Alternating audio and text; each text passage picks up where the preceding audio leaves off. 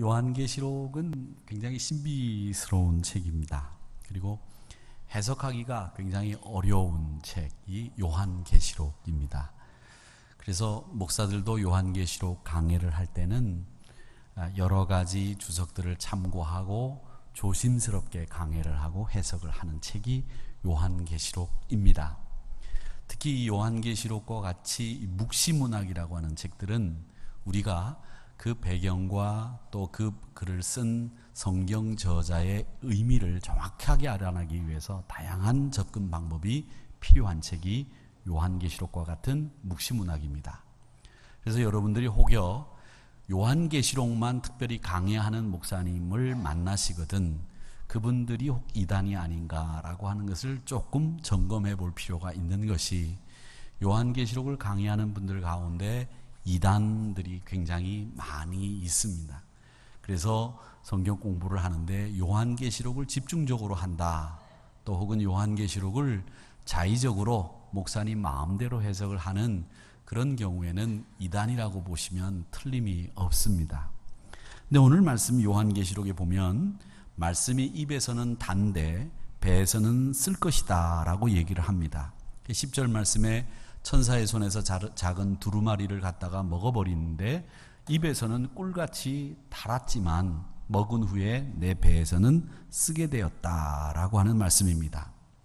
여기서 입에서 달다라고 하는 말은 말씀을 읽고 연구할 때 그 즐거움과 깨달음의 기쁨이 있었다는 이야기입니다.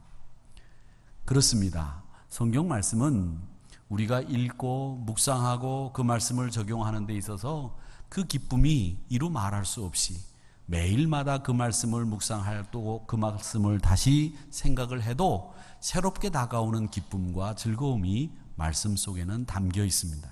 그래서 시편 119편에서는 뭐라고 얘기하느냐면 주의 말씀이 그 맛이 얼마나 그리 단지 내 입에 꿀보다도 더 단 것이 주의 말씀입니다 라고 고백을 하고 있습니다. 이 시편 119편에서는 주의 말씀이 내 입에서 꿀보다 더 달고 더 감칠맛 나고 더 우리 입술에 있는 꿀보다 더 맛있기 때문에 우리 인생이 수고와 슬픔뿐이지만 우리 영혼이 소송되고 기쁨과 찬양이 나오는 까닭은 바로 하나님의 말씀 때문이라고 시편 기자는 고백을 합니다. 자, 그런데 오늘 본문 말씀에 보면 이런 말씀이 나옵니다. 입에서는 단데 배에서는 쓰다라고 합니다. 여러분, 입에서는 단데 배에서는 쓰다. 어떤 분이 배에서 쓴 거를 느끼는 분이 계신지 모르겠습니다만은 맛은 우리 혀에서 느끼지 배에서는 맛을 느낄 수가 없습니다. 혹시 배에서 먹고 난 뒤에 1시간 뒤에 맛이 느껴지는 분 계시면 손 들어 보시기 바랍니다. 그분은 빨리 병원 가셔야 됩니다. 배에서는 맛을 느낄 수가 없습니다. 그런데 오늘 성경 말씀에 보면 배에서 쓰다 이렇게 말씀을 하시고 있는데 이 말씀의 뜻은 하나님의 진노를 생각하면, 또 우리가 인생길을 걸어가다가 어려움을 만날 이 고난을 생각하면, 또 무엇보다도 제일 중요한 것은 내가 하나님의 말씀을 지키고 내 생활 속에 적용할 때 그 힘든 것을 생각하면 얼마나 어렵고 고통스러울까. 그걸 오늘 말씀에서는 배에서는 쓰다라는 표현으로 쓰고 있는 겁니다. 여러분, 우리가 신앙생활 하면서 쓴맛을 얼마나 많이 맛봅니까? 인생에서 쓴맛을 많이 경험했으니까 신앙생활 하면서는 이제 쓴맛 경험하지 안 하고, 쓴맛 경험 좀 하지 말고 단맛만 경험하면서 살면 얼마나 좋겠나 이런 생각을 하시는 분들이 계십니다. 그런데 신앙생활도 그렇고 우리 생활이 쓴맛을 제대로 알아야 그 신앙이 성숙하고 존경받는 신앙으로 변화된다는 것을 기억하시기를 바랍니다. 여러분, 유이라는 분이 방편자문록이라고 하는 책을 쓰셨는데 그 책에 보면 이런 이야기가 나옵니다. 맛이 쓰다고 또 시다고 해서 반드시 버려야 하는 것은 아니고, 맛이 달다고 해서 반드시 먹어야 하는 것도 아니다. 쓴맛, 신맛, 단맛, 그 맛은 다 각기 쓰임새가 있다. 독한 약은 입에 쓰지만 몸에 좋고, 칼날에 바른 꿀은 입에는 좋지만 내 혀를 상하게 한다. 그러므로 딱딱한 것을 뱉고 부드러운 것만 삼키면 소인배가 되고, 쓴 것만 먹고 단 것을 사양하는 것은 마음이 넓은 사람이 할 짓이 아니다. 이렇게 이야기를 했습니다. 여러분, 우리가 얼마나 많이 치우친 생활을 합니까? 단 거 좋다 그러면 단 거 먹으러 다니고, 쓴 거 좋다 그러면 쓴 거 찾으러 다니고, 그런 일들을 얼마나 많이 합니까? 아침 방송에서 양파가 좋다 그러면 오후에 장에 가면 양파가 하나도 없어요. 옛날에는 또 석류라고 하는 과일이 좋다고 그래서 너도 나도 석류 먹기를 그냥 정말 열심을 냈었습니다. 음료도 석류 음료가 나와가지고 여자분들 그거 안 마시면 당장 얼굴에 주름살 생길 것 같이 생각을 해서 석류 음료들을 마시고 말이죠. 그랬어요. 지금 그런데 석류 음료 마시는 분이 누가 있습니까? 뭐 좋다 그러면 그렇게 좋은 걸 쫓아다니시면서 먹어버릇하는 거 그거 좋은 거 아니에요. 근데 우리 한국 분들이 대체로 보면 저부터 시작을 해서 귀가 얇아요. 그래서 뭐 좋다 그러면 그런가 보다. 뭐 좋다 그러면 그런가 보다. 그렇게 얘기하시는데 무슨 사태가 나고 그냥 동물들이 무슨 병에 걸린다 그러면 그거 먹으면 큰일 나는 줄 알고 그 식당 운영하는 분들 그냥 낭패를 당해서 뭐 장관들이 가고 일부러 먹고 그런 일을 하는 것은 우리 한국 분들이 너무 그냥 냄비 근성이 있어서 이쪽 저쪽으로 귀가 얇아서 치우치는 것 때문에 그렇습니다. 여러분, AI가 돌아도 나는 먹을 때 되면 먹어야 된다. 닭고기 드셔야 돼요. 소고기도 드셔야 돼요. 돼지고기도 먹어야 되고 생선도 먹어야 되고 다 먹어야 되는 것들이지 안 먹어야 될 건 없단 말이죠. 그런데 우리는 쓴 것이 좋다 그러면 또 쓴 것만 먹고 단 것을 사양하는 거, 이것도 마음 넓은 사람이 할 짓은 아니다라는 겁니다. 여러분, 그러니까 두루두루 먹고 사세요. 또 어떤 분은 커피를 안 먹는다, 어떤 분은 뭘 안 먹는다. 뭐 안 먹는 걸 뭘 굳이 그렇게 얘기하고 혼자 안 먹으면 되지. 사람들 먹으면 같이 어울려서 드세요. 유별나게 그러지 마시고 제발. 여름에 우리가 많이 드시는 참외라고 하는 과일 있지 않습니까? 근데 이 참외라고 하는 음식이 우리가 아무것도 넘길 수 없을 때 우리 몸에 들어갈 수 있는 음식 중에 하나가 참외래요. 근데 이 음식이 요즘에는 이제 개량이 돼서 참외가 맛있지만 옛날에 참외를 이게 먹다 보면 이 꼭지 부분은 굉장히 쓰고 이 몸통은 굉장히 달아요. 그래서 이 꼭지 부분을 잘못 먹으면 굉장히 써서 이런 생각이 들 때가 있는 게 참외입니다. 참외 중에 제일 단 거는 저 가운데 씨 있는 부분이 그게 참 달아요. 얼마나 단지 몰라요. 근데 신방을 가서 예배 드리고 난 뒤에 과일 꺼내오면 그거 다 걷어내고 주신단 말이에요. 혹시라도 참외를 대접할 일이 있으시면 저는 씨까지 좀 다 주셨으면 좋겠어요. 참외를 하나 보더라도 세상에는 쓴맛도 있고 단맛도 있다는 걸 알 수 있습니다. 그런데 우리는 지금 너무 단맛만 찾고 살아요. 단맛의 성공, 단맛의 명예, 단맛의 짜릿함, 이런 걸 너무 찾고 산다는 거죠. 물론 우리 인간의 본능이 그렇습니다. 그런데 단 것만 먹으면 몸의 균형이 깨지지 않습니까? 단맛이라고 하는 것이 충치를 만들고 비만을 만들고 당뇨의 원인이 되는 음식들이 다 달지 않습니까? 그리고 단맛은 오래가지 못합니다. 여러분, 서양의 그 주식으로 먹는 빵들 가운데서 서양 사람들이 즐겨 먹는 빵들은 거의 맛이 없어요. 그냥 무색무취에 가까운 빵을 주식으로 먹죠. 우리도 주식으로 먹는 음식이 쌀이라고 하는 게 무색무취에 가깝지 않습니까? 단맛이 나는 음식은 오래 못 먹습니다. 사랑받는 음식이, 그래서 아무 맛이 없는 음식에 가까운 것들이 오랫동안 사랑을 받는다는 거죠. 특히 저는 우리 젊은 세대들이 단맛만 찾아다니는 사람이 되지 않기를 바랍니다. 그래서 꽃으로는 때리지는 마시고 몽두기는 때리고 바로잡아야 됩니다. 여러분들이 거기에 동의하시지 않을는지 모르지만 그 사람들에게 상처를 주고 그 사람들에게 마음 아프게 하는 일은 하지 말아야 되겠죠.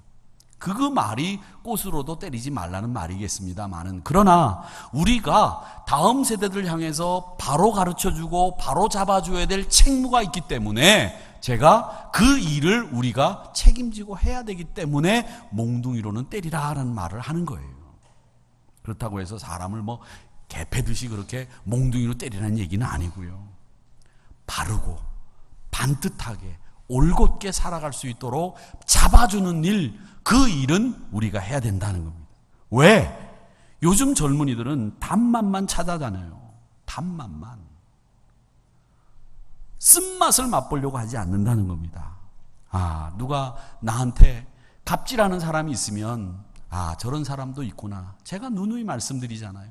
저런 사람들은 내가 어떻게 해야 되고 내가 그 억울함을 어떻게 풀어야 되는지 이런 것도 배우는 교훈이 되고 반면교사가 될 수 있다는 겁니다.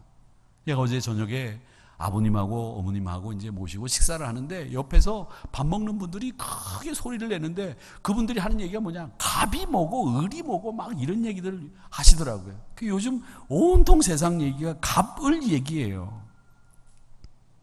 그런데 보면 이 갑을 얘기를 보면서 저는 이런 생각을 해요. 어떤 생각을 하느냐 하면, 핸드폰 소리가 지금 갑이죠. 제 목소리보단.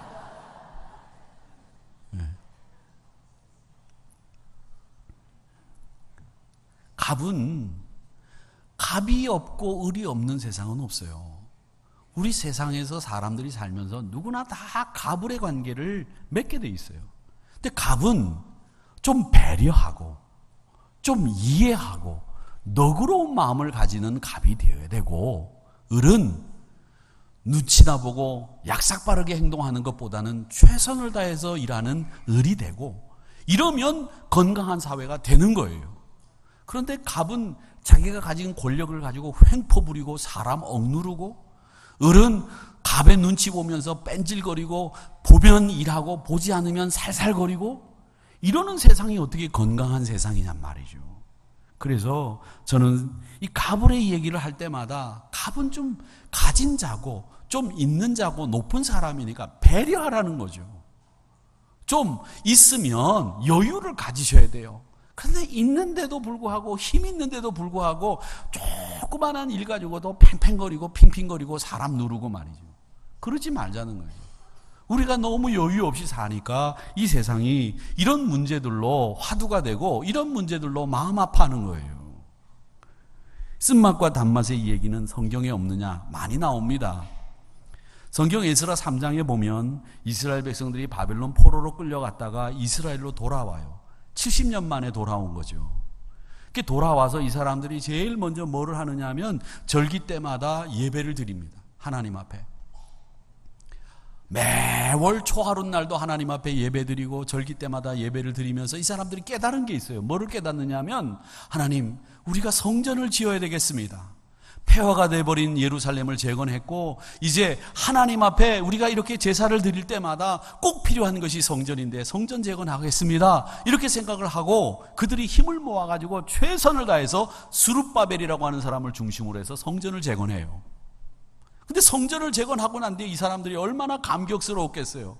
70년 동안 포로로 끌려갔다가 돌아와서 아무것도 손에 쥔 거 없는데 우리가 성전을 지었으니 하나님 앞에 그걸 봉헌하니 얼마나 감격스러워요. 기쁨의 찬양을 올려드리고 감격하고 있는데 한쪽에서는 통곡 소리가 울리는 거예요.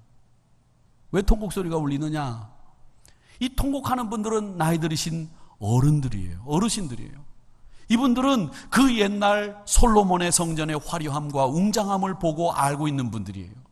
이분들은 지금 성전에 수축해 놓은 그 성전을 보면서 어떤 생각이 드느냐? 야, 그 옛날 솔로몬 성전의 화려함과 웅장함, 그건 다 어디로 가고 우리가 이런 초라한 성전밖에 하나님 앞에 올려드릴 수 없나? 그걸 생각하니까 가슴이 메어지는 거예요. 기가 막힌 거예요.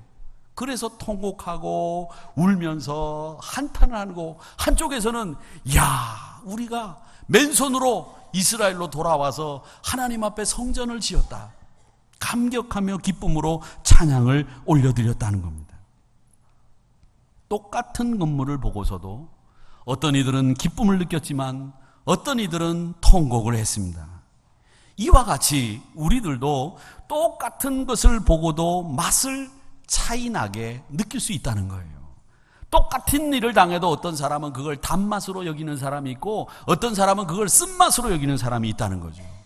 근데 여러분, 이 쓴맛을 지배해야 됩니다. 쓴맛.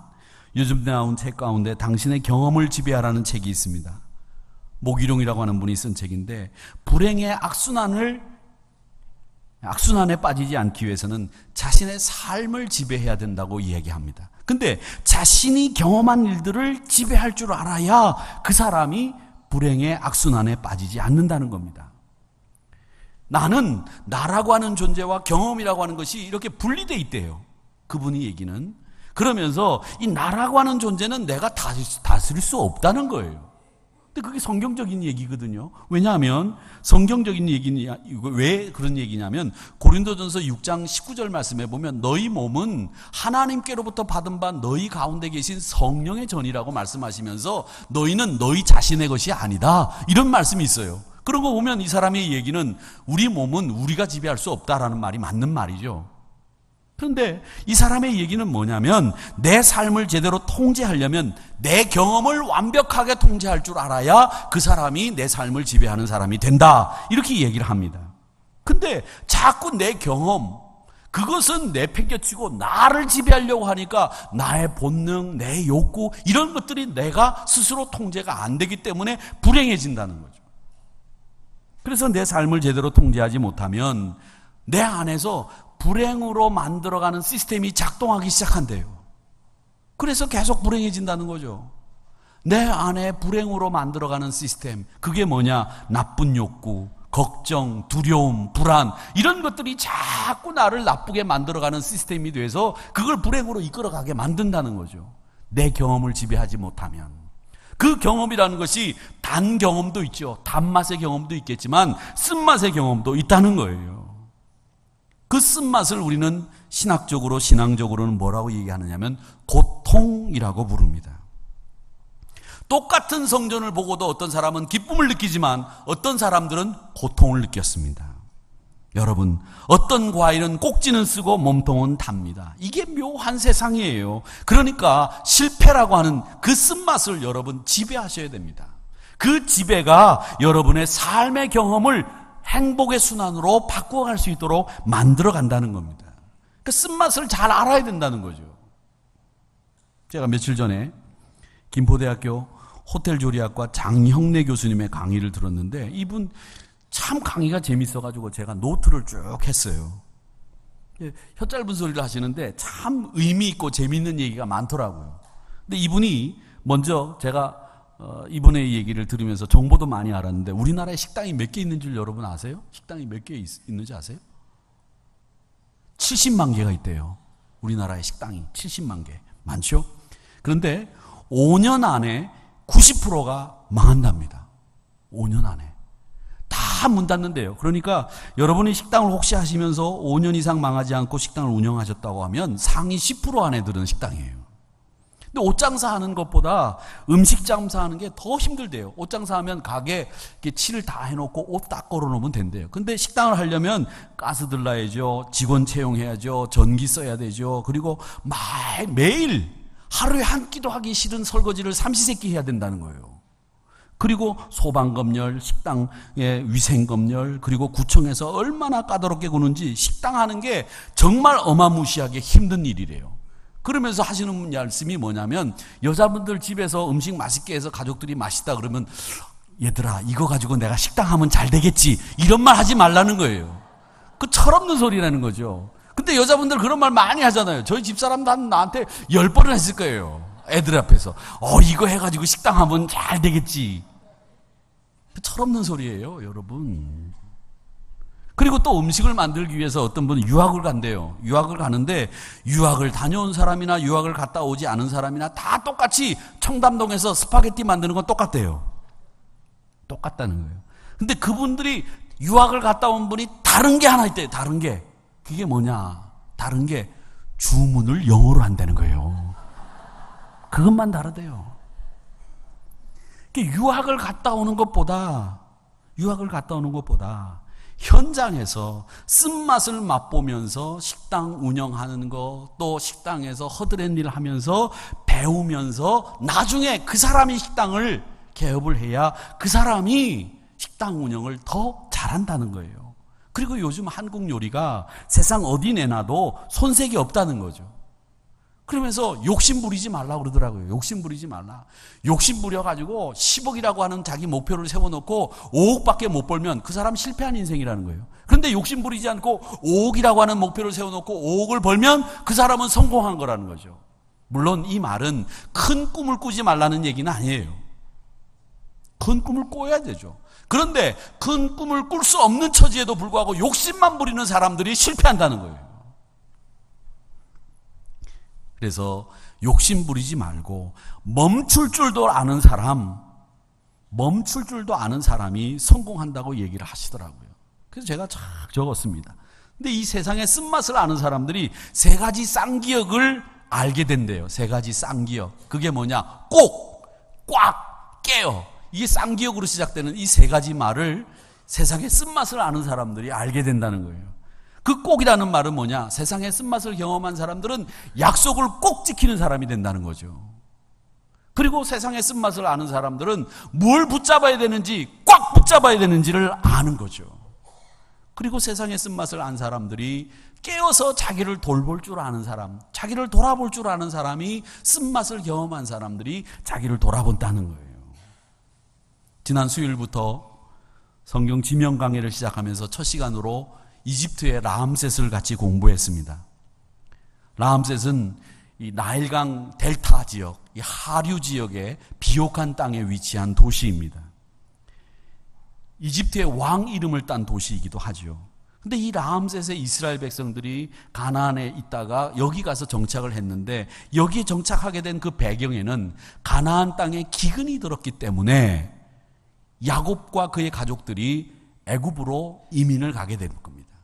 가게 되면서 자기가 잃어버렸던, 죽었다고 생각했던 야곱은 자기 아들 요셉이 이집트의 국무총리가 되어 있는 것도 알게 됐고, 또 비옥한 땅 라암셋으로 내려가게 됩니다. 자신이 살고 있는 그 가나안 땅에 기근이 들어서 고통이 찾아왔고 쓴맛을 맛보게 되었지만, 그 고통의 쓴맛을 통해서 하나님은 복을 주시기 위해서 야곱의 가족들을 애굽으로 이주시킵니다. 그리고 그곳에서 세계 최강의 문명을 배우게 하시고, 나라 운영도 배우게 하시고, 농사 짓는 법도 목축을 하는 유목민임에도 불구하고 배우게 하셨고, 하나님의 백성으로 이방신을 배척하고 하나님만 오로지 경외하면서 사는 그 토대를 이 이집트, 애굽에서 배우게 되는 겁니다. 노예로 살면서 그 많은 부역과 노동 속에 그 세상의 쓴맛을 알면서 하나님이 우리에게 주신 사랑과 은혜가 얼마나 큰지, 그 복을 이스라엘 백성들이 거기에서 체험하게 되는 것입니다. 그게 바로 정착했던 라암셋이고, 또 출애굽을 시작했던 라암셋이 가지고 있는 지명의 의미입니다. 사랑하는 성도 여러분, 쓴맛은 피한다고 피할 수 있는 게 아닙니다. 예수 믿는 사람에게는 쓴맛이 안 찾아오면 얼마나 좋겠습니까? 그런데 저뿐만 아니라 우리 모두에게, 예수를 믿는 신앙인에게도 쓴맛이 찾아옵니다. 뿐만 아니라 그 인생의 쓴맛이 처음이 두 번째도 아니고 어떻게 보면 수없이 많은 쓴맛이 찾아옵니다. 주님은 우리에게 뭐라고 말씀하셨느냐? 누가복음 9장 23절에서 뭐라고 말씀하셨습니까? 무리에게 이르시되 아무든지 나를 따라오려거든 너를 부인해라. 자기를 부인하고 날마다 자기 십자가를 지고 나를 따를 것이니라. 이렇게 말씀하셨어요. 3개월에 한 번씩 자기 십자가를 지고 나를 따를 것이다. 1년에 한 번씩 자기 십자가를 지고 나를 따를 것이다. 이렇게 말씀하신 게 아니라 날마다 자기 십자가를 지고 나를 따라야 될 것이다. 이렇게 말씀하셨습니다. 그런데 이 이야기가 가능한 얘기냐? 가능하지 않아요. 불가능한 얘기예요. 어떻게 나를 부인합니까? 요즘 분들은 조금만 손해봐도 안색이 달라지는데, 조금만 기분 나빠도 얼굴이 붉게지는데, 혈압이 올라가고, 자기가 손해보는 것에 대해서 참지 못하고 화내고 막 싸우고 말이지. 이런데 너무 익숙해 있어요. 제가 요즘에는 이제 운전을 이제 가끔 제가 하지 않습니까? 하다가 누가 비껴주면 제가 손을 내밀어서 손을 일부러 흔들어요. 고맙다고. 비상등을 켜고 이렇게 하시는 분들도 계신데, 좋은 차들을 타고 다니시는 분들이 비상등 절대 안 켜고 고맙다는 말 안 해요. 그럼 좀 고맙다고 하고 다니세요. 비껴주면. 그리고 들어오려고 그러면 좀 비껴줘요. 비껴줘. 뭐 그렇게 안 비껴주고 그냥 갖다가 붙이고 뭐 그렇게 싸우려고 해요. 그래가지고서 얻는 게 뭐 있다고. 그 한 대 앞에 더 일찍 가면 더 앞에 가나? 그냥 끼워주면 되지. 어차피 맡기는 거. 그리고 누가 피해주면, 누가 비껴주면 딱 손 내밀어서 흔들어 주라고요. 고맙다고. 근데 제가 케냐에 가서 선교사님하고 차를 타고 가는데, 어떤 분이 우리 선교사님 차가 비껴주니까 말이죠, 딱 손을 내밀더니 딱 이러더라고요. 와, 멋있더라고요. 너 비껴줘서 최고다 말이지. 이렇게 흔드는 것보다 이렇게 하니까 더 멋있어. 그래서 저도 거기서 배워왔어요. 그래서 제가 운전하다 누가 비껴주면 착 문 열고 탁 이럽니다. 그래서 나쁠 게 뭐 있어요? 그 사람 기분 좋겠어요? 저 자식이 나한테 욕하네? 그러겠어요? 아니에요. 여러분, 기분 좋게 하세요. 세상에 쓴맛을 아는 사람들, 요즘 보면 다들 그냥 막 여유들이 없어요. 쓴맛도 맛입니다. 그것도 축복이고 행복의 일부예요. 어떤 분들은 이런 얘기를 하면 그런 얘기 하세요. 목사님, 세상엔 말이에요, 맛은 두 가지밖에 없어요. 맛은 무슨 맛이에요? 죽을 맛하고 살 맛이요. 여기서 죽을 맛이 쓴맛이죠. 칼부세라고 하는 사람이 쓴 시가 있습니다. 산 너머 고개 너머 먼 하늘 끝에 행복은 있다고 사람들은 말하네. 나는 님을 따라 찾아갔다가 눈물만 머금고 돌아왔다네. 산 너머 고개 너머 더욱더 멀리 행복은 있다고 사람들은 말하네. 이 말은 뭡니까? 행복을 찾아서 단맛을 찾아서 갔다가 보니까 단맛이라고 하는 그 행복은 더 멀리 있다는 것을 깨닫고 돌아왔다는 얘기 아닙니까? 주님, 우리 주님은 우리를 위해서 이 세상의 쓴맛이란 쓴맛을 다 맛보시면서 고난을 받으심으로 우리에게 본을 주셨고, 그 고난의 발자취를 따라오라고 말씀을 하셔서 우리로 하여금 그 길을 따라가도록 만드셨고, 우리로 새로운 생명을 얻게 만드셨습니다. 여러분, 쓴맛, 고통, 그것은 나쁜 게 아닙니다. 욥기 36장 6절에 보면 악인을 살려두지 아니하시며 고난받는 자에게는 공의를 베푸신다고 말씀하셨습니다. 또 요나서 2장 2절에서는 뭐라고 얘기하느냐면, 내가 받는 고난으로 말미암아 여호와 하나님 앞에 불로 아뢰었더니 주께서 내게 대답하셨고, 내가 수월의 뱃속에서 부르짖었더니 주께서 내 음성을 들으셨나이다. 우리 주님도 고난을 통해서 순종을 배우셨습니다. 히브리서 5장 8절의 말씀에 보면 그가 아들이시면서도 고난을 통해서 순종함을 배우셨습니다 라고 히브리서 기자가 말씀하고 있습니다. 사랑하는 성도 여러분, 쓴맛도 맛입니다. 여러분, 그 쓴맛을 버리지 마시고, 때로는 쓴바기 김치가 맛있는 거예요. 요즘처럼 장마지고 날씨 덥고 그러면 배추값이 금값이 되잖아요. 그럼 집에서 가끔씩 이렇게 양배추가 싸다고 양배추로 김치를 담가서 주는데, 양배추 김치가 의외로 맛있어요. 맛있다고요. 양배추 김치에다가 라면을 먹는 건 제가 전문이기 때문에 아는데, 이 라면에다가 이 양배추 김치도 괜찮아요. 궁합이 잘 맞아요. 궁합이란 말은 제가 써서는 안 되는 말인데 조화가 잘 이루어진다는 말이죠. 근데 한 번씩 부모님이 이거 한번 먹어봐라 하시면서 주는 이 쓴바기 김치를 먹으면 쌉쌀하죠, 뒤끝이. 그런데 그 쓴맛을 먹고 나면 단맛이 뭔지를 제대로 알아요. 그래서 옛날 어른들이 쓴 나물을 먹어야 소고기 맛이 뭔지를 안다 그랬어요. 여러분, 그러니까 쓴맛을 통해서 진정한 단맛을 알아가는 여러분 모두가 되시기를 주의 이름으로 축원합니다. 쓴맛이 나쁜 게 아니란 말입니다. 단맛을 알게 하고 우리로 진정한 단맛의 의미가 뭔지를 알게 하는 그 쓴맛을 통해서 정금같이 여러분의 신앙을 단단히 만들어 가시는 저와 여러분이 되시기를 주의 이름으로 축원합니다.